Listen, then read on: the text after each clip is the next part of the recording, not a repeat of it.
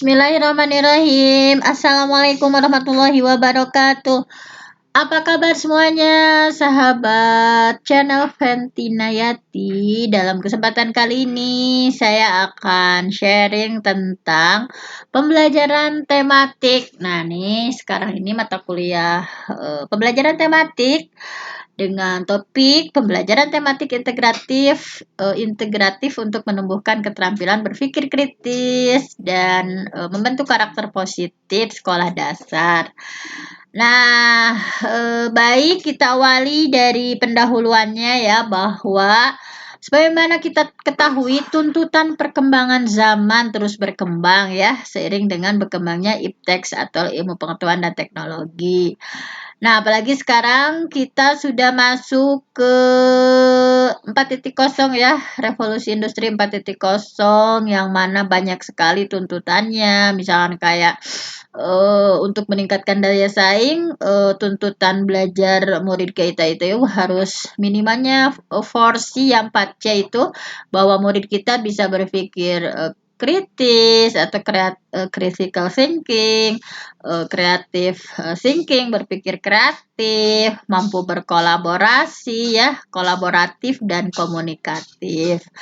Nah, kenapa harus dengan model tematik ya, khususnya integrated. Nah, di sini di antara manfaatnya adalah melalui model tersebut bisa meningkatkan keterampilan berpikir kreatif. Namun juga bukan hanya kreatif saja ya, tentunya diimbangi dengan karakter positif agar siswa kita bisa berkembang secara seimbang, baik itu sikapnya atau karakter positifnya ya, maupun kognisinya atau berpikir kreatifnya, sehingga seimbang dan harmonis.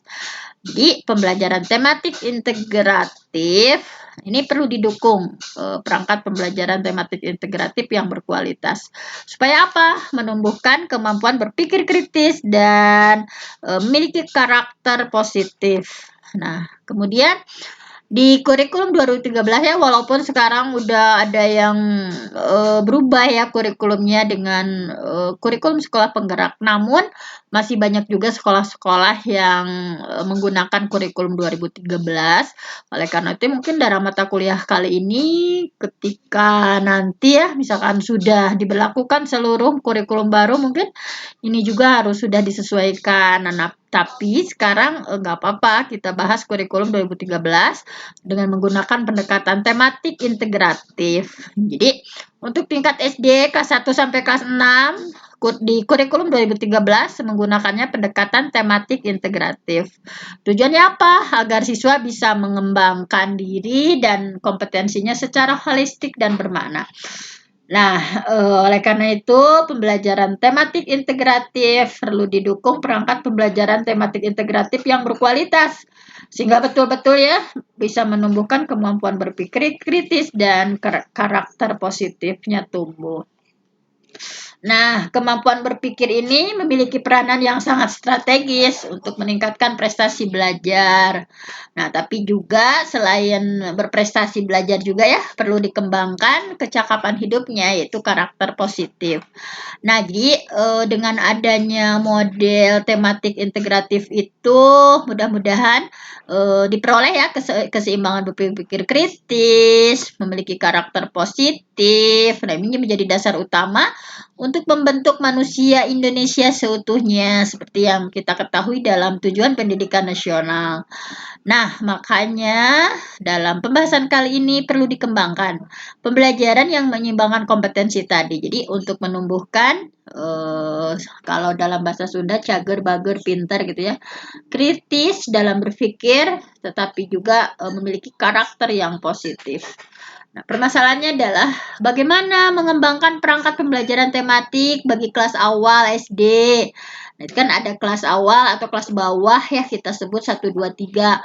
Kemudian bagaimana mengembangkan perangkat pembelajaran integratif bagi siswa kelas lanjut di SD atau kelas atas ya, kelas 4, 5, 6. Bagaimana mengembangkan perangkat pembelajaran tematik integratif yang seimbang. Nah, supaya seperti itu ya. Nah, selanjutnya kita lihat bahwa dalam kurikulum 13 ini ya, yang digunakannya itu tadi tematik integratif. Nah, kita tahu bahwa secara grand teorinya itu diambil dari mana sih? Di sini ada salah satu ahli yang berpendapat kayak John Dewey itu berpendapat bahwa pembelajaran terpadu berasal dari integrated teaching and learning atau integrated curriculum approach.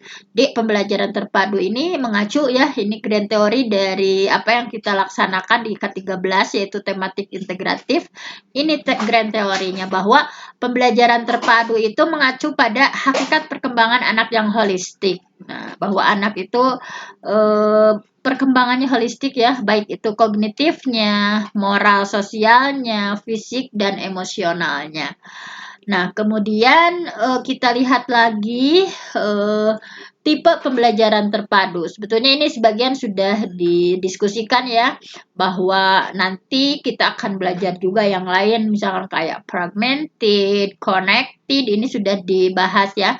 Ada nested, ada sequenced, shared, web threaded, integrated, immersive network, dan lain sebagainya. Nah, di sini yang karena yang dibahas adalah tematik integrated, maka yang dibahasnya ini. Jadi menurut Prabowo ya dalam bukunya, untuk tipe integrated ini memungkinkan siswa mendapat pengalaman yang bermakna, kemudian memahami konsep secara utuh dan mendapatkan pengalaman langsung. Kemudian juga sebetulnya integrasi itu ada dua model. Yang pertama apa sih yang diintegrasikan? Di model pertama itu misalnya kayak mengintegrasikan antara sikap, keterampilan, dan konsep. Yang kedua, mengintegrasikan berbagai konsep dasar yang bermakna. Ini seperti dalam kurikulum 2013. Nah, pembelajaran terpadu tematik integrasi ini mengambil temanya ya, tematik integrasi yang dipakai di K13 itu mengambil tema alam dan kehidupan manusia. Misalnya kayak kita lihat ya, di kelas 1, 2, 3 itu tematiknya kayak tema yang dipilihnya tentang alam dan manusia. Tapi untuk kelas 4, 5, 6 menerapkan integratif antar bidang studi ya. Jadi seperti itu. Selanjutnya, nah teorinya apa sih yang mendukung teori dari pelaksanaan pembelajaran tematik integratif itu? Nah, kita lihat di sini ada teori behaviorism, ada teori kognitivism, ada teori konstruktivism. Nah, ini di antara mahasiswa siapa yang masih ingat apa sih teori behaviorism itu? Nah, Bu Fenty ingatkan ya, teori behaviorism itu intinya bahwa proses belajar mengajar yang terpenting adalah begini. Seseorang akan dianggap bahwa dia itu sudah belajar ketika sudah menunjukkan perubahan perilaku. Jadi dalam teori behaviorism itu belajar dapat diartikan sebagai stimulus dan respon. Jadi ada perubahan tingkah laku ya kata kuncinya. Kemudian yang kedua adalah teori kognitivism. Nah, ada yang masih ingat apa sih teori kognitivism itu? Baik, Bu Fenty akan ingatkan ya. Berdasarkan teori kognisi bahwa belajar itu merupakan proses perubahan persepsi dan pemahaman. Ini berbeda ya dengan teori behavior, tapi bahwa ia dikatakan belajar itu merupakan adanya proses perubahan persepsi dan pemahaman. Jadi dengan kata lain bahwa belajar itu tidak harus berubah tingkah laku misalkan atau sikap yang bisa diamati misalkan, tetapi ketika persepsi atau pemahaman seseorang misalkan berubah, maka di sana juga dikatakan bahwa dia sudah mengalami pembelajaran. Kemudian yang ketiga adalah teori konstruktivism. Apa sih teori konstruktivism itu? Nah, menurut teori ini seseorang itu ya belajar itu memiliki tujuan. Kontrak itu kan membangun. Jadi seseorang yang belajar itu punya tujuan untuk menemukan bakatnya, menambah pengetahuannya, menambah teknologinya. Jadi dan dibutuhkan untuk mengembangkan dirinya. Nah, ini kemudian bagaimana kemampuan berpikir? Ini kan kemampuan berpikir itu salah satu kecakapan hidup ya yang harus dimiliki. Nah, apa sih keterampilan berpikir kritis? Nah, berpikir kritis adalah modal agar manusia bisa berkembang. Jadi dengan keterampilan berpikir kritis, misalkan, jadi berpikir kritis itu bukan hanya ketika guru menyampaikan itu dia bisa misalkan apa sih dari wacana tersebut masalahnya apa, misalkan kemudian anak bisa membuat pertanyaan dari sebuah wacana, anak bisa merumuskan masalah dari sebuah narasi misalnya. Nah, jadi ini sangat penting untuk dimiliki kemampuan berpikir kritis ya, kayak anak bisa penyebabnya apa, mengapa begini, mengapa begitu, misalkan kemudian anak bisa berpikir misalnya ketika dia dikasih sebuah pertanyaan itu bukan hanya satu saja ya menjawabnya, tapi ada macam-macam, misalkan anak misalkan bisa menjelaskan A, B, C, D secara detail, secara elaboratif, dan lain sebagainya. Nah, ini dalam tuntutan abad 21 sekarang, bahwa keterampilan berpikir kritis itu sangat penting, dan sama ya dengan keterampilan berpikir kreatif, kayak punya ide gagasan baru, misalkan punya gagasan unik, misalkan ada jawaban lain, misalkan bukan hanya sama, misalnya ketika orang-orang menjawab itu sama ngikut misalnya. Nah, kemudian kenapa pentingnya pendidikan karakter gitu ya, bahwa pendidikan karakter mengajarkan cara berpikir dan bersikap serta berperilaku untuk bermasyarakat dengan baik gitu ya. Jadi bahwa manusia itu dengan berbagai karakteristiknya gitu ya, melalui model tematik integratif itu insya Allah akan tumbuh karakter-karakter baik, misalnya kayak karakter disiplinnya, karakter kerjasamanya, karakter tanggung jawabnya, karakter serius, ingin tahu, misalkan. Jadi bukan hanya bagus di prestasi saja, tetapi di karakter juga baik. Nah, jadi di sini sudah disampaikan bahwa pembelajaran terpadu ya yang dipakai di K13 itu tematik integratif. Nah, jadi menggabungkan ini dari Webber dan Integrated. Webber atau tematik mengintegrasikan beberapa bahan pembelajaran yang dimulai dari tema. Nanti akan dilihat di contoh ya. Integrated atau keterpaduan pendekatan antar bidang studi. Jadi menetapkan prioritas kurikulum, menemukan konsep dan skill yang tumpang tindih dari beberapa bidang studi, mengembangkan keterampilan berpikir kreatif, sosial, dan sebagainya. Nah, sebetulnya di sini kemampuan berpikir kritis, karakter positif gitu ya, sudah dilakukan penelitian, bahwa dalam penelitiannya menghasilkan bahwa perangkat model pemaknaan untuk menanamkan berpikir dan karakter positif. Jadi, penelitian ini menekankan pengembangan hasil belajar dalam berpikir kreatif dan berkarakter positif secara balance melalui pembelajaran tematik integratif. Nah, jadi perangkat apa saja yang harus disesuaikan ya. Jangan sampai misalkan aku pakai model tematik integratif, tetapi secara perangkatnya enggak. Nah, itu tidak akan maksimal. Baik itu dari RPP-nya, misalkan buku siswanya ya, uraian materi ajar, misalkan bahwa saya menggunakan tematik integratif. Nah, materinya seperti apa mengolahnya, kemudian LKS-nya juga seperti apa, lembar penilaiannya, media pembelajaran yang mendukungnya juga seperti apa. Nah, di sini juga akan dilihatkan ya ada contoh tema yang bisa dipilih. Misalkan biasanya kan di buku-buku temanya itu tentang diri sendiri, tentang keluarga, tentang lingkungan, tumbuh-tumbuhan, permainan, peristiwa, transportasi, kegiatan sehari-hari. Nah, ini bisa dilihat ya ada contoh jaringan tema. Kayak misalkan kita Bu Guru minggu ini akan mengajarkan temanya diri sendiri ya anak-anak, misalkan. Nah, dari tema di sininya, jadi contoh real pembelajaran tematik integratif seperti ini. Kayak misalkan berangkat dari tema dulu. Anak-anak, tema minggu ini kita belajar tentang diri sendiri. Baik, jangan disebutkan kita belajar IPS dulu enggak. Jadi guru sudah meramu. Nah, dari sisi IPS-nya misalkan yuk kita belajar identifikasi identitas diri, keluarga, dan kerabat. Misalnya kayak nyebutin nama lengkapnya, nama saya Fenty, misalkan panggilan saya Fenty, misalkan usianya 6 tahun, alamat di Ranca Bogo, misalkan sekolah di Ranca Bango, misalkan. Ini identifikasi diri keluarga dan kerabat.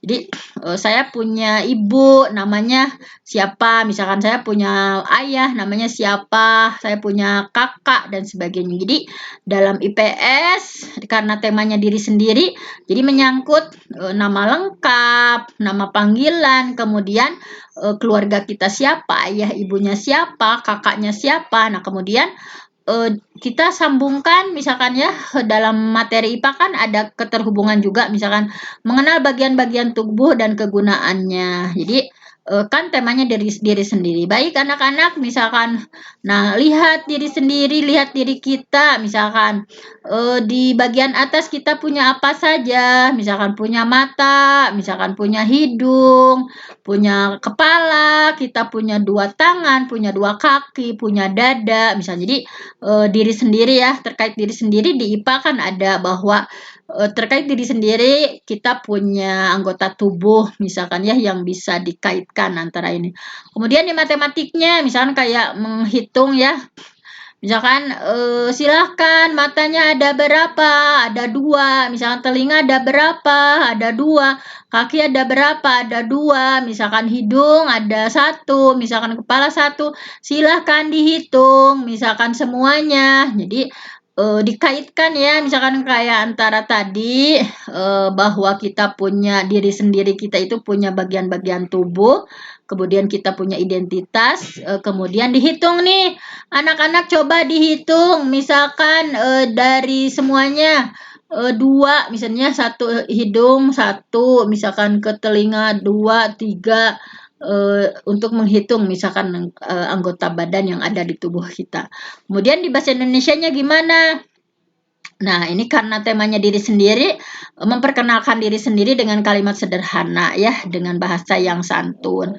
Jadi memperkenalkan diri dengan menyebutkan nama lengkap, nama panggilan, usia, dan alamat rumah. Misalkan, nama saya Aufa, misalkan nama lengkap saya Aufa Ahdi Robiat Kia, misalkan nama panggilan saya Aufa, usia saya 7 tahun, alamat rumah saya di Ranca Bogo, misalnya. Jadi keempat mata pelajaran yang biasanya disuguhkan anak-anak kita belajar IPS dulu, misalkan setelah belajar IPS lalu Indonesia. Nah, tidak seperti dalam integratif tematik dalam satu waktu itu kita mengajarkan misalkan kayak 2 jam itu dipakai untuk yang keterhubungan yang 4 ini misalkan. Baik misalkan anak-anak pertama apa dulu misalkan kayak tadi di IPS-nya dulu, tapi ke anak-anak nggak disebutkan kita sedang belajar IPS. Pokoknya topiknya ini ya tentang identitas diri, ini bagian tubuh dalam diri sendiri, ini menghitungnya, kemudian ini memperkenalkan ya perkenalan dalam bahasa Indonesia kan ada tentang perkenalan. Nah, jadi seperti itu.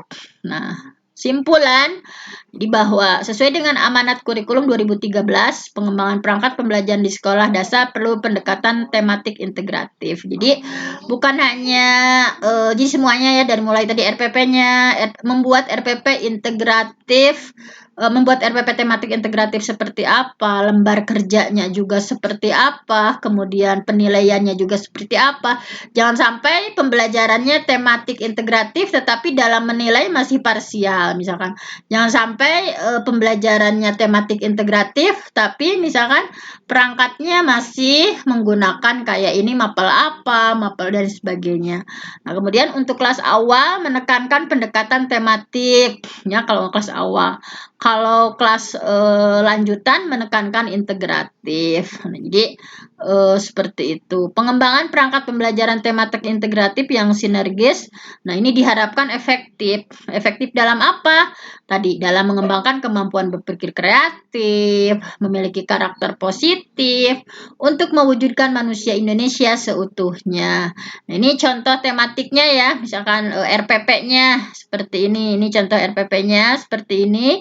Jadi standar kompetensi dasarnya itu dilihat dari berbagai aspek kayak bahasa Indonesianya apa, di IPS-nya anak bisa apa, IPA-nya anak bisa apa, matematiknya bisa apa. Jadi dalam 2 jam itu anak belajar keterkaitan antara materi-materi yang tadi itu diramu gitu ya. Nah ini indikatornya atau RPP-nya seperti ini. Misalkan kayak di sini memperhatikan contoh guru memperkenalkan diri misalkan ya. Secara bergantian masing-masing siswa memperkenalkan namanya, menceritakan nama lengkap, menyanyikan lagu Dua Mata Saya, bersama teman sebangku bertanya tentang anggota tubuh, menyebutkan anggota tubuh, mengamati gambar, mengikuti guru membaca suku kata yang bertulis, siswa dibimbing guru mencatat kata yang ada di papan tulis, menyebut sambil memegang jumlah anggota. Nah ini kan kan kalau biasanya kita anak-anak belajar matematika berhitung. Nah tapi ini sebetulnya ini ada 4 materi yang disampaikan, ada IPS, IPA, Bahasa Indonesia, Matematika, tetapi tidak muncul mapelnya. Nah, semuanya sintaksnya dikolaborasikan, diintegrasikan semuanya.